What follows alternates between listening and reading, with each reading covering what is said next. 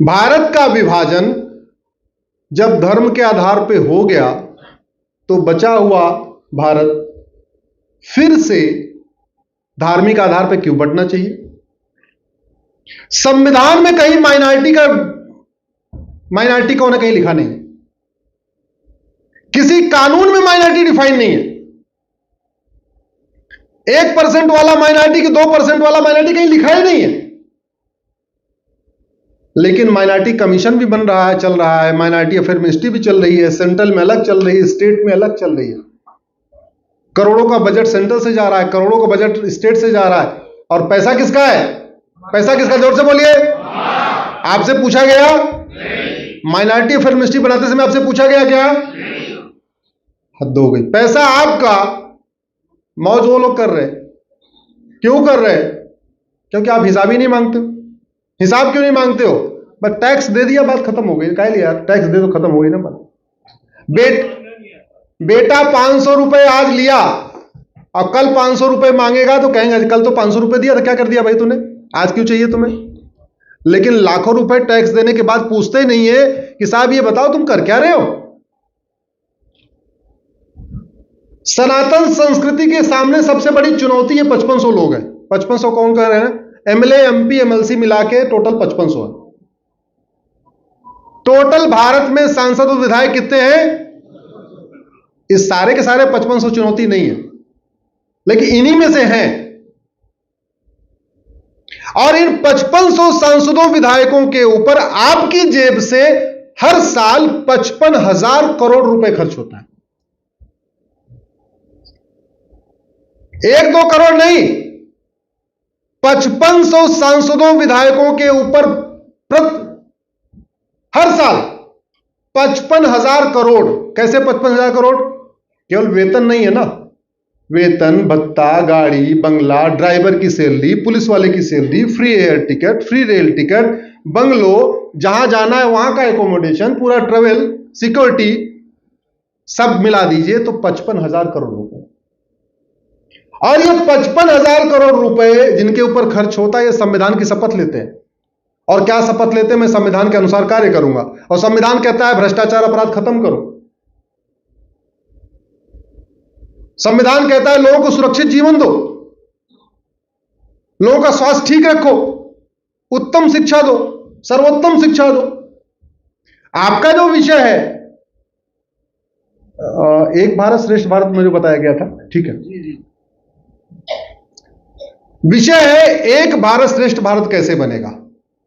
एक भारत तब बनेगा जब भारत का हर कानून सबके लिए होगा। पूरब से पश्चिम तक, उत्तर से दक्षिण तक जो कानून होगा वो एक होगा, सब पे लागू होगा। और श्रेष्ठ भारत तब बनेगा जब भारत का प्रत्येक कानून दुनिया का श्रेष्ठतम कानून होगा, तभी बनेगा।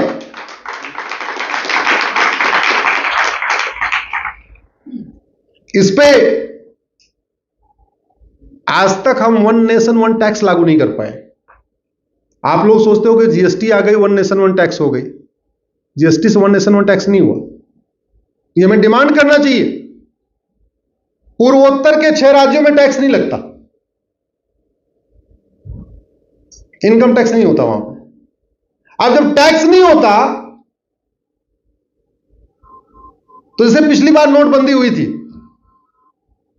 तो लोग क्या किए, यहां खाते में जमा नहीं कर पाए तो चार्टर्ड प्लेन से पैसा भरे, लेके पहुंच गए नॉर्थ ईस्ट, मिजोरम, नागालैंड, मेघालय, त्रिपुरा, अरुणाचल, वहां बैंकों में डाल दिया, क्योंकि वहां के ट्राइबल्स इनकम टैक्स से फ्री है। और सोचिए जरा, कभी समझ में आता है वास्तव में जो ट्राइबल 1,000-2,000 रुपए कमाने वाला हो उसको इनकम टैक्स से फ्री करो, समझ में आता है? वहां के ट्राइबल पेट्रोल पंप के मालिक, शॉपिंग मॉल के मालिक, हॉस्पिटल के मालिक, स्कूल के मालिक, फैक्ट्री मालिक, और इनकम टैक्स से छूट। अब उसका मिसयूज कैसे हो रहा है? इधर वाले उनके नाम पे धंधा कर रहे हैं, तो वहां ट्राइबल कुछ नहीं कर रहे हैं, बस बैठे हुए बैठे उनको करोड़ों रुपए आ रहा है, केवल अपने नाम, अपना नाम दे रहे हैं, बस धंधा इधर वाले कर रहे हैं लेकिन वो अपना नाम दे रहे हैं। तो वन नेशन वन टैक्स कैसे हो गया? दूसरा, वन नेशन वन टैक्स का मतलब होता है एक ही टैक्स हो। आज भी जब आप किसी को पैसा भेजते हो तो क्या कहते हैं, टीडीएस जमा करते नहीं करते, वो भी टैक्स है। सेल टैक्स तो है ही है, आज भी टैक्स तो और चल ही रहे हैं ना। वास्तव में अगर हम भारत में भ्रष्टाचार अपराध को जड़ से खत्म करना चाहते हैं तो हमें वन नेशन वन टैक्स पे आना पड़ेगा। हमारे सनातन संस्कृति के लिए जितने बड़े खतरे हैं उसमें सबसे बड़ा दो खतरा है, एक है करप्शन, दूसरा है पॉपुलेशन एक्सप्लोजन। एक है भ्रष्टाचार, दूसरा है जनसंख्या विस्फोट। भ्रष्टाचार क्यों? माओवादियों की फंडिंग बंद हो जाए, माओवाद खत्म हो जाएगा। भ्रष्टाचार खत्म हो जाए, माओवाद खत्म हो जाएगा। भ्रष्टाचार खत्म हो जाए, नक्सलवाद खत्म हो जाएगा। भ्रष्टाचार खत्म हो जाए, पूर्वोत्तर का अलगाववाद खत्म हो जाएगा। ये जो भी 50,000 लोग यहां से निकले हैं मणिपुर से, भ्रष्टाचार खत्म कर दीजिए, अलगाववाद दम तोड़ देगा पूर्वोत्तर वाला। भ्रष्टाचार खत्म हो जाएगा, ड्रग स्मगलिंग खत्म हो जाएगी। ड्रग स्मगलिंग खत्म हो जाएगी, हमारा परिवार बचना शुरू हो जाएगा। आज की डेट में स्कूल कॉलेज के सामने ड्रग स्मगलर ने अपना जाल फैला दिया है। भ्रष्टाचार खत्म, ड्रग स्मगलिंग खत्म। तो जो सबसे बड़ा खतरा, भ्रष्टाचार खत्म तो घुसपैठ खत्म। एक मेरी पीआईएल घुसपैठियों पे भी चल रही है सुप्रीम कोर्ट में, जिसमें 2017 मैंने कहा था 5 करोड़ घुसपैठिए आ चुके हैं, अब तो 2023 आ गया और ज्यादा हो गए होंगे। 2,000 रुपए फिक्स रेट है बंगाल के बॉर्डर का। गाय जाने का 1,000, आदमी आने का 2,000। आप लोग गूगल करना, जितनी बातें मैं कहता हूं सब फैक्ट होता है। आप गूगल करिएगा BSF commandant cow smuggling 20 crore, ऐसा गूगल करना तो आपको न्यूज लिंक मिलेगी। एक बीएसएफ का कमांडेंट के यहां 20 करोड़ रुपए मिले हैं, उसने काउ स्मगलर से लिया था गायों को बाहर भेजने के लिए। 2,000 रुपए में घुसपैठी अंदर आ रहे हैं। अंदर आते हैं, कॉमन सर्विस सेंटर वाले 2,000 रुपए देकर आधार बना देते हैं।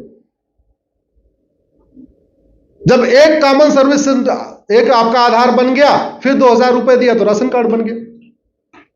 जब दो डॉक्यूमेंट हो गया तो नगर निगम का क्लर्क भी 2,000 रुपए लेके बर्थ सर्टिफिकेट बना देता है। जब 3 डॉक्यूमेंट हो गया तो 3,000 रुपए लेता है आरटीओ ऑफिस वाला, उसका ड्राइविंग लाइसेंस बना देता है। जब 4 डॉक्यूमेंट हो गया तो 2,000 रुपए में बीएलओ से थोड़ा बातचीत किया, वोटर आईडी में नाम जुड़ गया, जो पटवारी लेखपाल से थोड़ी बात करके। तो 12 से 15,000 रुपए में एक बांग्लादेशी रोहिंग्या भारतीय बन जाता है। उसके बाद लगभग 15 लाख रुपए का फायदा लेता है वो। 3 लाख रुपए का तो मकान ले लेता है, जो प्रधानमंत्री आवास योजना का है। फ्री की बिजली लेता है, हर महीने राशन लेता है, आयुष्मान कार्ड लेता है इलाज कराने वाला। कितना बड़ा खतरा हमारे लिए भ्रष्टाचार है, इस पे चर्चा ही नहीं होती है। याद रखिए, सनातन संस्कृति के लिए जो सबसे 2 प्रमुख खतरा है वो है करप्शन और पॉपुलेशन एक्सप्लोजन।